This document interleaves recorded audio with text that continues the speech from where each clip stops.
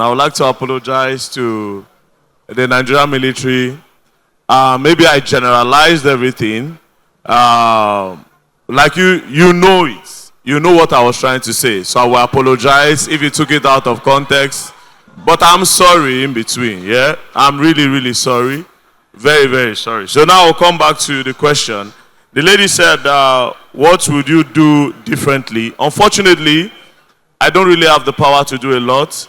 But my advice would be, caught in the act, you die in the act.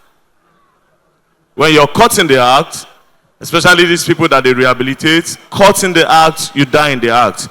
If the military and the police want to help the country, kill them when you catch them before you take them to your office or whatever thing. Now let me tell you, wait, I'm coming, don't worry, I will tell you why.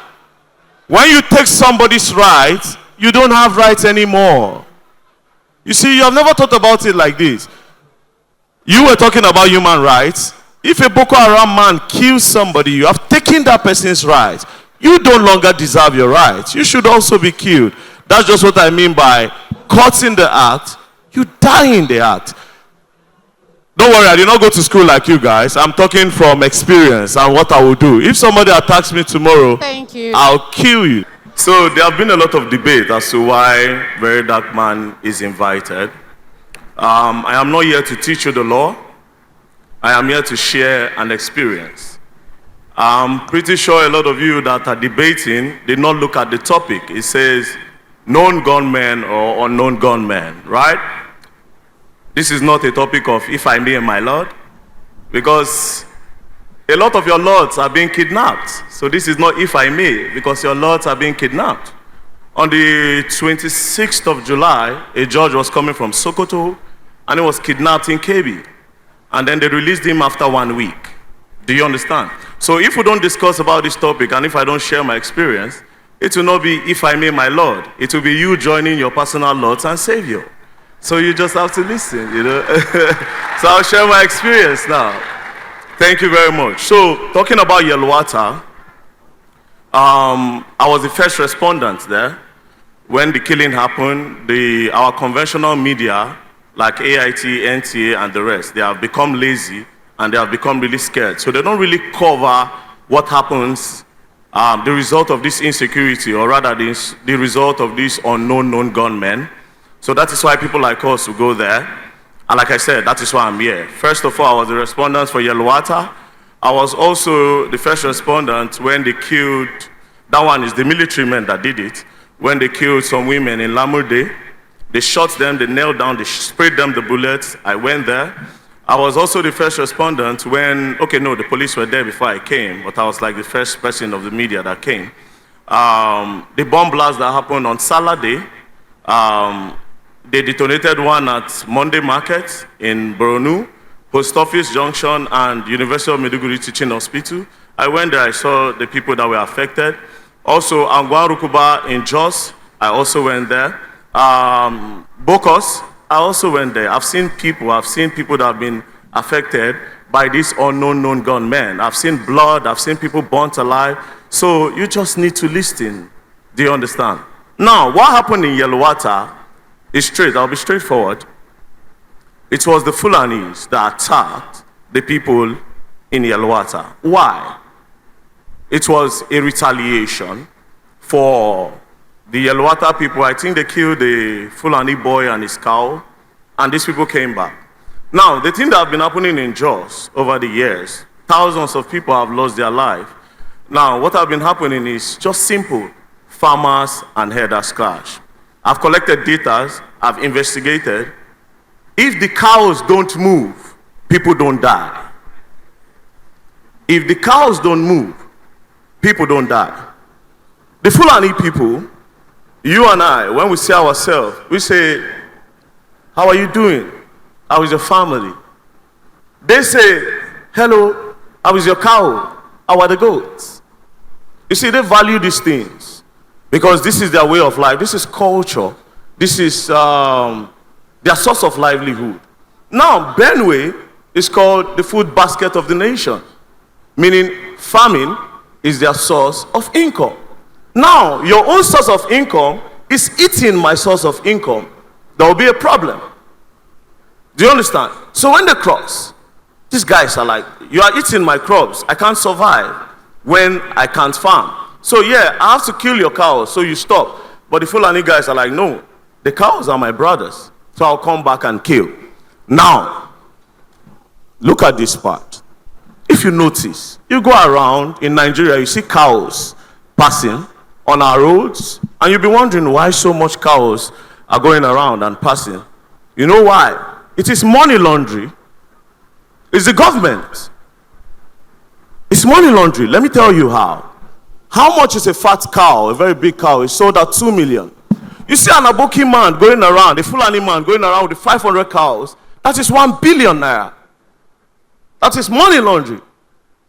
So instead of the government to tell these cows to stay inside, like in-house ranching, right? They won't, because it's their investment. And the Fulani man have told them that, see, these cows need to walk around so that their meat will be sweet. Or they have some sort of excuses that is giving them that, that reason to have their cows go around. So the government, they invest in these cows to the money that have been stolen, they put it in the cows.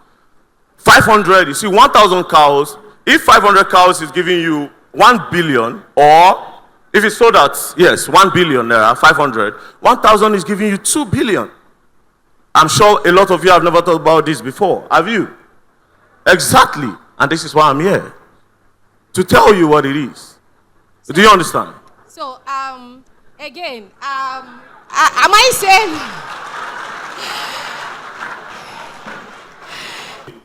I'm not saying Wike puts money, but listen. We all know Wike is a very stubborn man. Wike doesn't care. But when they asked Wike about the cows, Wike said, I can't talk about it. He knows the people that have invested in it. So you can bring Wike and ask him why. He said... Wike is not on this panel. You're on this bring him, invite him. No. This panel, of course, it's too late to bring Wike here. You mentioned government, but that's okay. You already told us who the government is, but so continue. Now, there are no unknown gunmen anywhere. They are the unknown gunmen. The military men are the unknown gunmen. The immigration, the customs, these guys are the unknown gunmen. Nobody else. See, surprisingly, we have a lot of checkpoints in Nigeria. A lot of checkpoints, police checkpoints. When you're traveling from Lagos, you're coming to Abuja, Lokoja axis, you have a lot of checkpoints there. But then again, a lot of kidnappings happen along that route. Do you know why? When you pass with your car, you meet a checkpoint. When you meet the checkpoint, the policemen say, wind down, you wind down, open your boot, you open your boot. Believe you me, everybody knows is rich and who is poor, and everybody knows the people that belong in the middle class. So when they look at you, okay, when you pass, they make those calls and say, the red Corolla, somebody is there that can pay. Do you understand? It's not rocket science. It's not. It's not. Okay, so we are still coming back to you. You have a lot to say. I do have a lot to say. Yeah, we are still coming back to you. We are still coming back to you. Please hold your thoughts for a while so that, again, every other person will make their contribution. I mean, everything is the government. The government benefits, the police benefits, the military men benefits. Since insecurity started,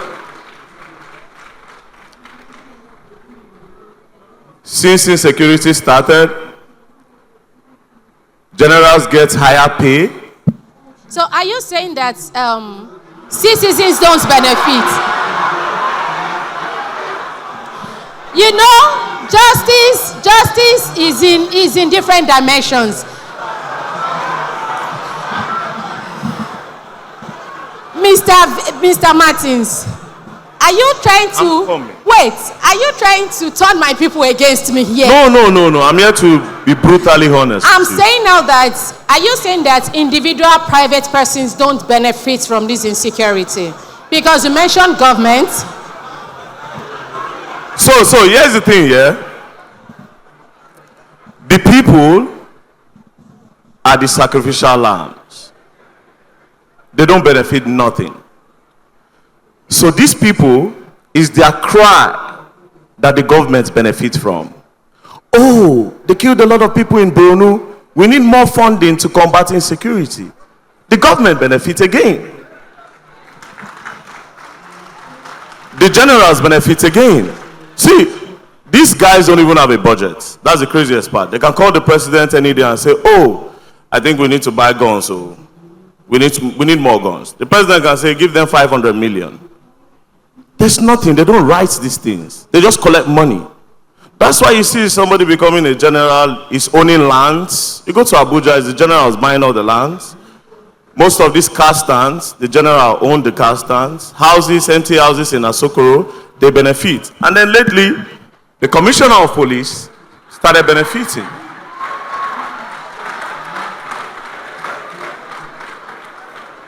Like I said, everything is the government. The customs will seize contraband goods, rice. But you don't know how guns are entering Nigeria. Come on. So the people never benefit. Everything, I'm telling you, everything is the police, is the military, is the customs, the immigration. Everything is the government. All. More people. And again, even these numbers that they have on ground, they don't even really take care of them. Do you understand? These numbers that they have on ground, there's no welfare for them. So they turn on us. Do you understand? So instead of really protecting us, they turn on us. So they give informations to the bandits, like I said. They pass this information. They even rent their guns to them sometimes.